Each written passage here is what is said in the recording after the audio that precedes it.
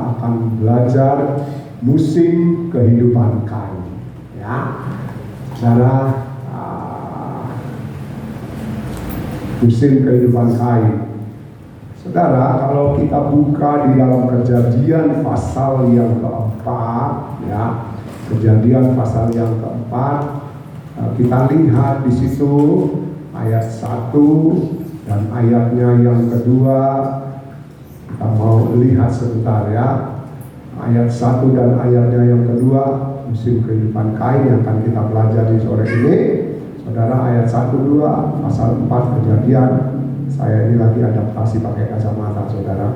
Ya, dikatakan oleh firman Tuhan, kemudian manusia itu bersetubuh dengan Hawa istrinya, dan mengandunglah perempuan itu, lalu melahirkan Kain. Maka kata perempuan itu, aku telah mendapat seorang anak laki-laki dengan pertolongan Tuhan. Selanjutnya dilahirkannya Habil adik Kain, dan Habil menjadi gembala kambing domba, Kain menjadi petani. Saudara, kita lihat setelah Adam dan Hawa jatuh dalam dosa, ya, saudara, mereka, kalau saudara baca di dalam Kejadian pasal 3 ayat yang bagian akhir, Adam dan Hawa diusir oleh Allah. Mereka harus keluar dari Taman Eden atau Taman Firdaus. Mereka dihalau, ya, dari sana karena apa? Allah tidak mau Adam dan Hawa memakan buah pohon kehidupan. Sebab kalau mereka terus, ya, hidup seperti itu, mereka memakan buah pohon kehidupan, maka kekallah dosa mereka. Ya, jadi itu sebabnya diusir keluar dengan segala konsekuensi yang sudah harus mereka terima, dengan segala akibat mereka yang sudah jatuh dalam dosa, mereka harus terima akibatnya. Dan saudara bisa baca, saya tidak akan ulangi, kita sudah lihat, kita sudah belajar musim hidup Adam. Ya, musim hidup Adam itu saya singgung sedikit. Dia diperintahkan oleh Allah ketika manusia dijadikan oleh Allah. Allah itu cuma punya satu tujuan atas hidup manusia, yaitu manusia itu disuruh menurut, disuruh taat, disuruh mengikuti apa yang jadi kehendak daripada Allah. Cuma itu satu. Makanya dikatakan oleh Allah, kamu boleh makan semua buah-buahan yang ada di dalam taman ini, cuma satu, kamu tidak boleh memakan buah pohon pengetahuan baik dan jahat. Allah juga berkata, kamu harus mengelola taman ini, ya. Kamu harus menguasai semua yang ada, yang aku sudah ciptakan. Nah, saudara, kita lihat, sebetulnya cuma disuruh menurut, lakukan apa yang disuruh oleh Allah. Tapi saudara, kita tahu musim kehidupan Adam, akhirnya dia harus jatuh dalam dosa. Ya, dia jatuh dalam dosa dan dia diusir oleh Allah keluar dari Taman Eden. Nah, sesudah mereka keluar dari Taman Eden, kalau kita menulis pasal 4 ayat 1 dan 2, inilah keturunan daripada Adam dan Hawa, yaitu Kain dan Habil. Ya, saudara, kita lihat Kain dan Habil. Kain adalah anak pertama, ya, anak sulung daripada Adam. Habil adalah adik daripada Kain. Ya, Alkitab menulis seperti itu. Jadi Kain anak sulung, Habil adiknya. Berarti mereka ini kakak adik nomor 1 dan nomor 2. Nah, saudara, Alkitab juga menulis, yang menjelaskan dengan jelas bahwa Habil menjadi gembala kambing domba. Ya, jadi saudara, Habil menjadi gembala kambing domba belum, ya. Saudara, sedangkan Kain dikatakan menjadi petani. Nah, jadi kita lihat Kain dan Habil, ya, mereka adalah kakak adik. Dan saudara, saya tulis di sini, saya bikin catatan kecil. Mereka berdua ini, Kain dan Habil ini, mereka bertumbuh bersama-sama. Ya, Kain dan Habil bertumbuh bersama-sama dalam didikan. Ya, dalam tuntunan, dalam ajaran, dalam nasihat Adam dan Hawa. Ya, jadi Kain dan Habil ini mereka bertumbuh bersama-sama. Ya, dan mereka dikatakan pekerjaan walaupun beda, tapi mereka bisa bersama-sama. Dan saya percaya masa kanak-kanak Kain, ya kita tahu anak-anak itu terus akan bertumbuh menjadi remaja, terus bertumbuh menjadi dewasa. Jadi saudara, Kain dan Habil waktu mereka kanak-kanak, mungkin usia di bawah 5 tahun, saudara, mereka bermain bersama, terus tumbuh menjadi remaja, masih bermain bersama, tumbuh menjadi pemuda, masih bermain bersama. Kenapa? Karena mereka kakak adik. Alkitab tidak menceritakan ada orang lain.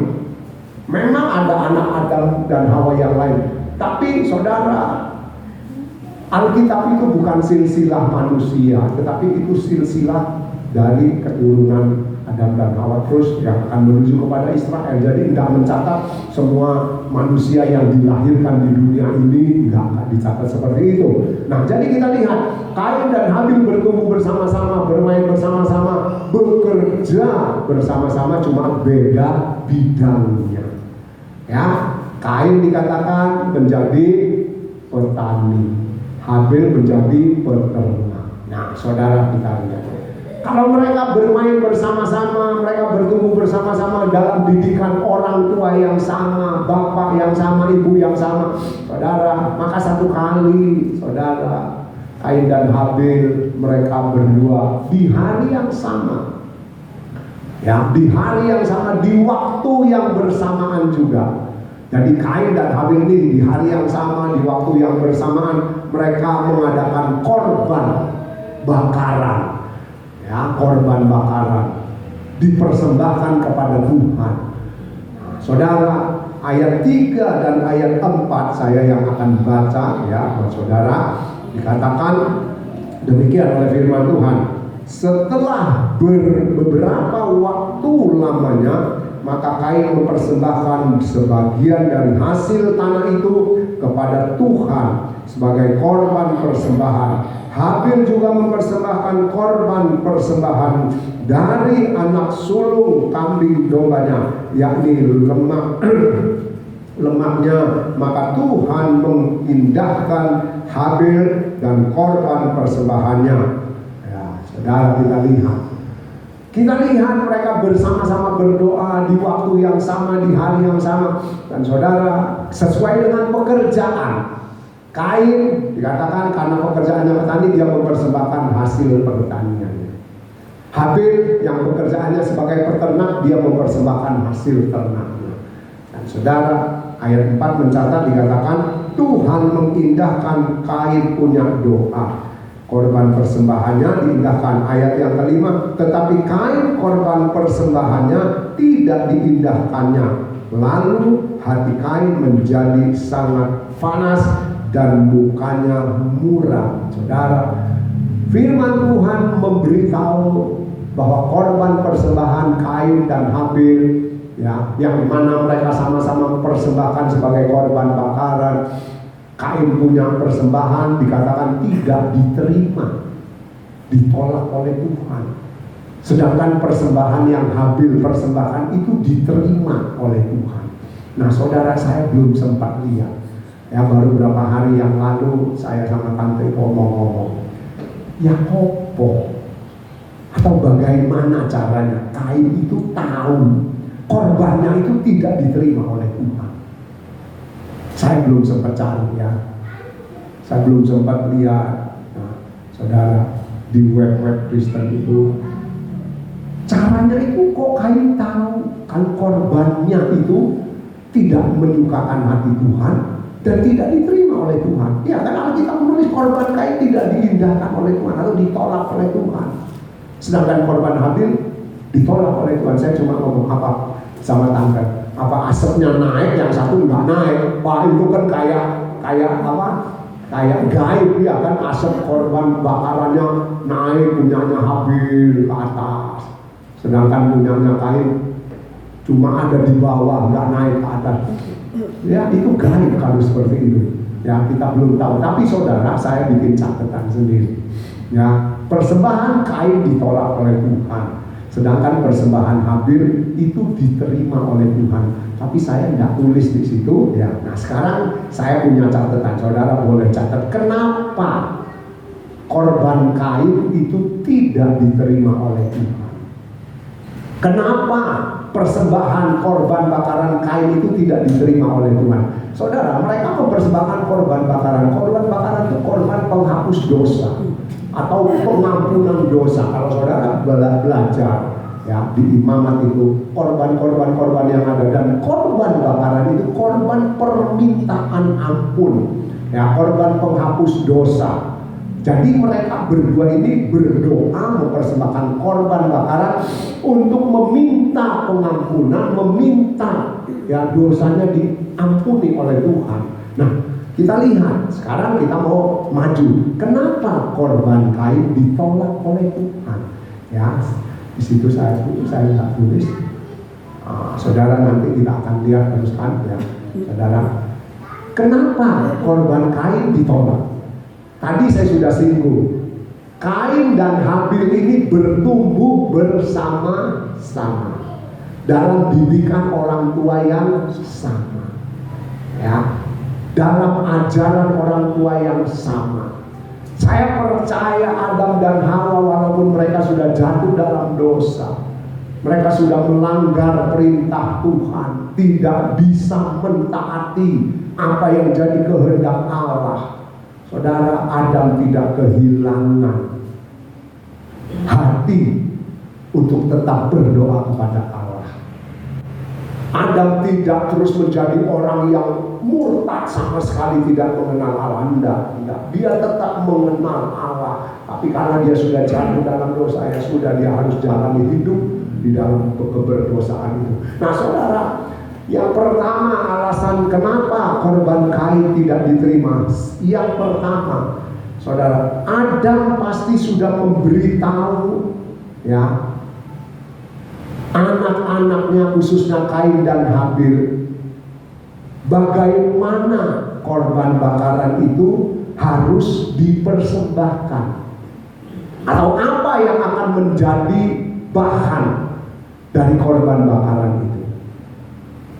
Ya, apa yang harus dipersembahkan kepada Tuhan sebagai korban bakaran? Saya percaya Adam dan Hawa sudah mengajar Kain dan Habil untuk, kalau kamu mempersembahkan korban bakaran, ya, maka kamu harus mempersembahkan berupa, kalau saudara baca sekali lagi, kalau kita belajar dari firman Tuhan, ada 3 jenis korban bakaran ini.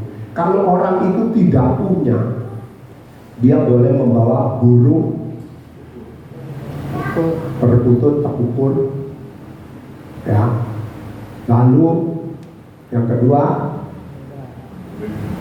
kambing domba, yang ketiga lembu. Jadi ini urutannya saudara. Kalau nggak punya, boleh bawa burung sebagai korban bakaran, disembelih tentunya, bukan burung hidup-hidup ditaruh dulu terbang, ya kan. Jadi boleh bawa burung, ya, persembahannya domba atau lembu. Nah, saudara, itu sudah diajar oleh Adam dan Hawa kepada Kain dan Habil. Jadi kita jangan berpikir, ya karena Kain kan petani, jadi dia mempersembahkan hasil tani. Oh, nggak bisa.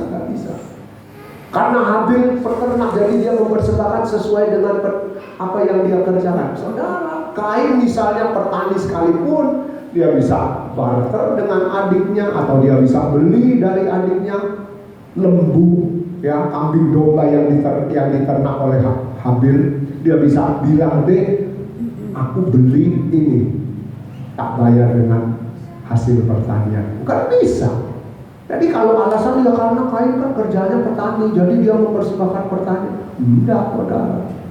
Di hadapan Tuhan kita nggak bisa seperti apa yang Tuhan mau kita harus lakukan. Nggak ada alasan karena Kain petani dia mempersembahkan hasil pertanian, karena Habil peternak dia mempersembahkan hasil peternakannya. Nggak bisa begitu. Standar Tuhan itu kita nggak bisa rubah. Seringkali kita merubah-rubahnya maunya kita, ya Pak ya. Ya, seringkali kita merubah maunya kita. Ini loh Tuhan, aku maunya seperti Tuhan bilang enggak. Ya sama seperti Adam dan Hawa, kamu tidak boleh makan buah pengetahuan baik dan jahat. Kalau kamu makan, hari itu juga kamu mati. Itu standar, nggak bisa dilanggar. Iya kan? Nah, saudara kita terus. Nah, Kain dan Habil ini sudah diajar oleh Adam dan oleh bapaknya ya. Jadi yang dipersembahkan itu burung, ya lembu, domba dulu baru lembu. Itu urutannya. Kalau orang punya lembu, kalau nggak punya domba, nggak punya lagi boleh bawa burung tekukul atau burung dara. Nah, sekarang yang kedua, ya saudara, kita lihat Adam dan Hawa juga sudah mengajari selain persembahannya itu berupa binatang sebagai penebus salah, ya penebus dosa. Maka saudara, Adam dan Hawa juga pasti sudah mengajari anak-anaknya bagaimana caranya. Kalau tadi kan apa yang harus jadi persembahan, korban bakaran yang kalian harus berikan kepada Allah. Lalu caranya seperti apa?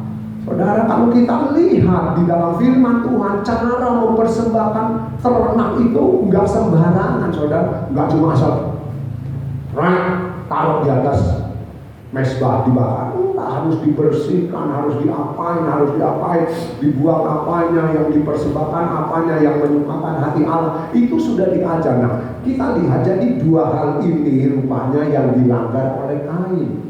Kain melanggar ya apa yang diajarkan oleh ayah ibunya, apa yang harus dia persembahkan dan bagaimana cara mempersembahkannya. Makanya saudara, itu yang menjadi penyebab dia punya persembahan korban bakaran ditolak oleh Tuhan. Nah, sekarang saudara, ayat 6 ayat 7 kita lihat tadi ayat 5 ya, dikatakan tetapi Kain dan korban persembahannya tidak diindahkannya. Lalu hati Kain menjadi sangat panas dan mukanya muram. Sekarang saya ajak saudara baca ayat 6 dan 7. Yuk kita baca sama-sama ya. Kita baca sama-sama yuk. 2, 3. Firman Tuhan kepada Kain, mengapa hatimu panas dan mukamu muram? Apakah kamu tidak akan berseri jika engkau berbuat baik? Tapi jika engkau tidak berbuat baik, dosa sudah mengintip di depan pintu, ia sangat menggoda engkau, tetapi engkau harus berpuasa atasnya. Nah, kita lihat ya saudara, ayat 5 dikatakan karena korban bakarannya tidak diterima oleh Tuhan, Kain marah. Ya, Alkitab menulis Kain menjadi sangat panas dan mukanya muram. Hatinya panas, mukanya muram. Itu tanda orang yang marah. Ya, sampai hari ini orang yang marah seperti itu tandanya. Tidak ada yang lain. Tidak ada orang hehehe lagi marah. Tidak ada. Tidak ada. Orang marah pasti mukanya muram karena hatinya panas. Ya, terbakar oleh marah, terbakar oleh ketidaksukaan, ketidaksenangan. Nah, jadi kita lihat saudara, Kain ketika dia tahu dia punya korban tidak diindahkan, ditolak oleh Tuhan, maka saudara dia punya hati panas, mukanya muram. Ayat 6, ayat 7 saudara, kita lihat Tuhan memperingatkan Kain, ya, mengapa hatimu panas dan mukamu muram? Apakah kamu tidak akan berseri jika engkau berbuat baik? Tapi jika engkau tidak berbuat baik, dosa sudah mengintip di depan pintu. Ia sangat menggoda engkau, tetapi engkau harus berkuasa atasnya. Saudara, kita lihat Tuhan memperingatkan Kain. Kenapa hatimu panas, mukamu muram? Kenapa? Ya, kalau kamu berbuat baik, pasti hatimu tidak panas dan mukamu akan berseri, itu kata Tuhan. Tapi jika engkau tidak berbuat baik, dosa sudah mengintip.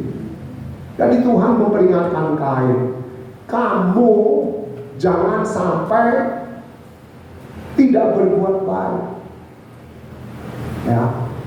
Jangan sampai berbuat dosa. Ya. Tuhan katakan kalau kamu berbuat baik, mukamu akan berseri. Tapi kalau kamu tidak berbuat baik, ya, dosa sudah mengintip dan sangat menggoda engkau harus berkuasa atasnya. Nah, saudara, kita lihat dari peristiwa ini, Tuhan mengingatkan supaya Kain tidak berbuat dosa, supaya Kain tidak melakukan yang dosa atau yang berdosa. Ya, saudara, karena apa? Dikatakan dosa sedang mengintip atau sedang mengincar supaya Kain berbuat dosa kalau boleh. Nah, saudara, Tuhan bilang, ayat itu dikatakan engkau harus berkuasa atasnya. Saudara, nasihat yang kita bisa ambil dari keadaan Kain ini, saudara, ketika kita mau berbuat dosa, ketika kita punya keinginan untuk melakukan yang tidak sesuai firman Tuhan, saudara dan saya punya Roh Kudus. Kalau zaman itu belum ada Roh Kudus, ya, Roh Kudus itu, Roh Allah itu kadang masuk ke seseorang, kadang dia keluar. Cuma seperti itu insiden. Ya. Nah, tetapi saat peristiwa Kain ini, saudara, Allah sendiri yang berbicara kepada Kain. Saya tidak tahu apakah Kain mendengar suara secara audible. Ya, hai Kain, kenapa hatimu panas, mukamu muram? Lihat, dosa sudah mengintip. Kalau engkau tidak bisa menguasainya, engkau akan dikuasai. Kalau engkau bisa menguasainya, engkau tidak akan dikuasai. Apakah seperti itu cara Tuhan berbicara? Tapi Alkitab menulis Tuhan ngomong sama Kain, memperingati Kain.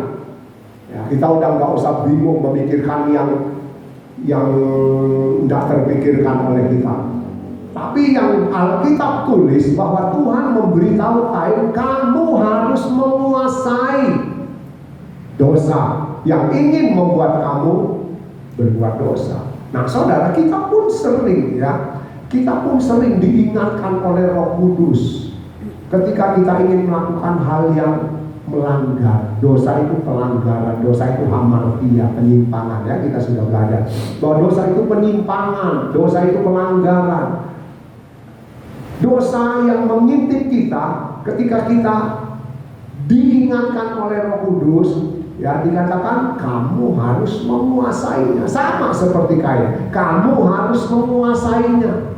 Ya, diperingatkan, kita juga diperingatkan supaya kita tidak berbuat dosa. Saya percaya setiap kita kalau ingin melakukan dosa, Roh Kudus yang ada di dalam hidup kita ini ngomong. Ya, ngomong, pasti ngomong, gak mungkin gak ngomong. Kecuali saudara punya hati sudah mati, Roh Kudus sudah gak berkarya, Roh Kudus sudah tidak bekerja, Roh Kudus sudah ya habis, gak ada di dalam itu, dia tidak akan ngomong. Tapi kalau masih ada, biarpun masih sisa sedikit, saudara, pasti ngomong dalam kita.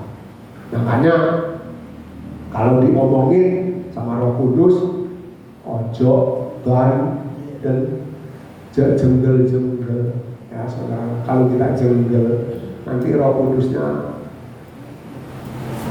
nggak mau berkarya lagi dalam hidup kita.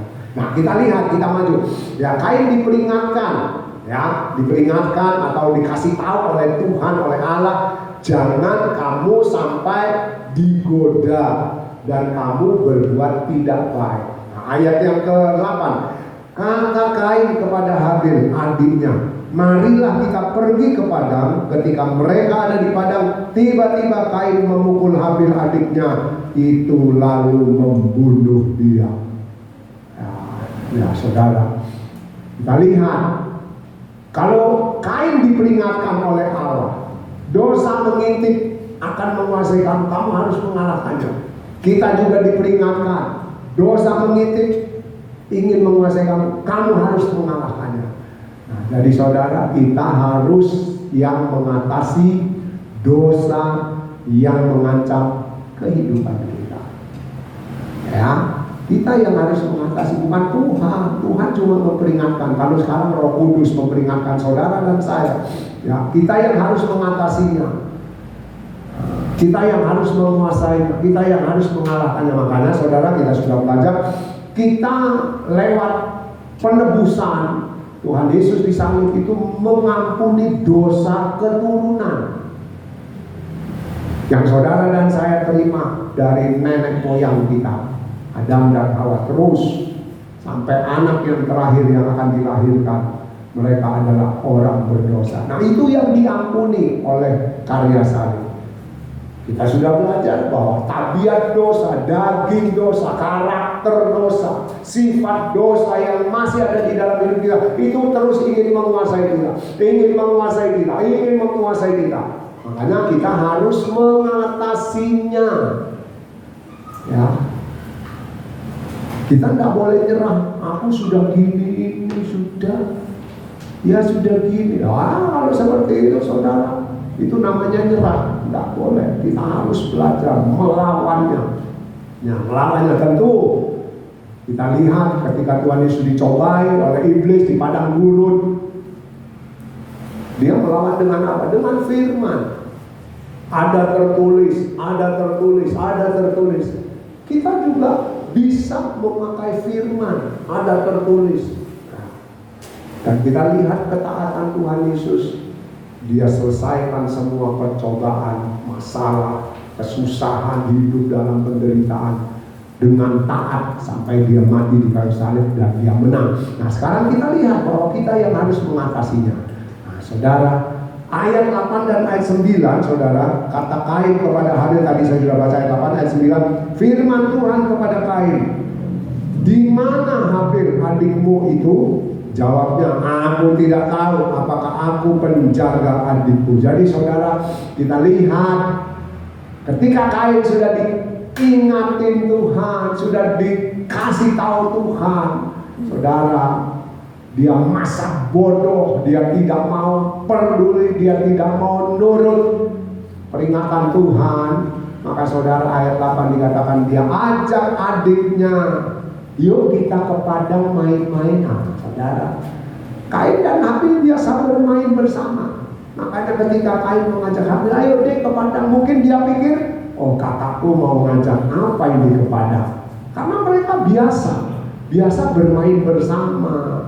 Mungkin mereka juga sering pergi ke padang bersama-sama. Yang nggak tahu apa yang dicari.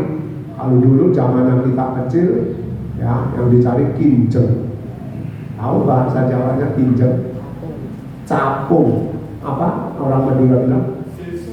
Hah? Sisik. Ya udah itu lah.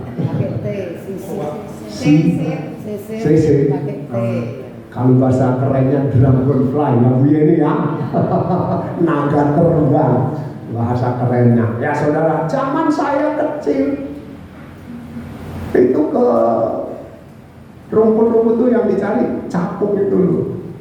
Pegang bututnya, dia digigit, gatel-gatel. Kadang dipakai mainan, digigitin ke pusel. Kalau suka ngompolan katanya, ambil capung gigitin di pusel, cetik. Dia nggak bisa. Tukang ngompolan tetap aja ngompol, biar pun digigit capung 100. Ya kan wong itu beser kok ya. Nah kita terusin. Jadi kita lihat ketika Kain mengajak adiknya Habil ke padang, Habil berpikir aku mau diajak main, atau ada sesuatu yang ingin diutarakan oleh kakaknya kan. Kain mengajak Habil, ayo deh ke padang. Dia nggak curiga. Ya, tapi saudara, setelah sampai di padang dikatakan Kain menghajar adiknya. Ya, Kain dikatakan mengajak Habil ke padang, lalu memukul Habil adiknya itu dan membunuh dia. Saudara, kita lihat Kain sudah diingetin, tapi dia tidak mau menguasai dosa itu.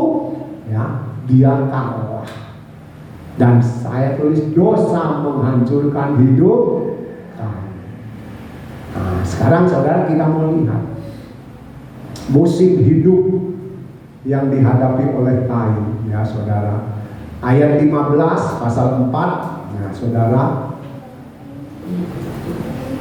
Kain masih menerima kemurahan Allah. Yuk kita baca ayat 15, ya. Kita baca sama-sama ayat 15 pasal 4, yuk. Dapat? Kita baca semua ya, semua ikut baca. 2, 3. Firman Tuhan kepadanya, sekali-kali tidak barang siapa yang membunuh Kain akan dibinasakan kepadanya 7 kali lipat. Kemudian Tuhan menaruh tanda pada Kain supaya ia jangan dibunuh oleh barang siapapun yang bertemu dengan dia. Saudara, kita lihat Kain setelah menjadi pembunuh adiknya, ya saudara, dia keluar dari daerah itu, dia pergi dari daerah itu. Tapi saudara, kita lihat Tuhan masih memberi kemurahan kepada Kain, atau Kain masih menerima kemurahan daripada Tuhan. Kenapa?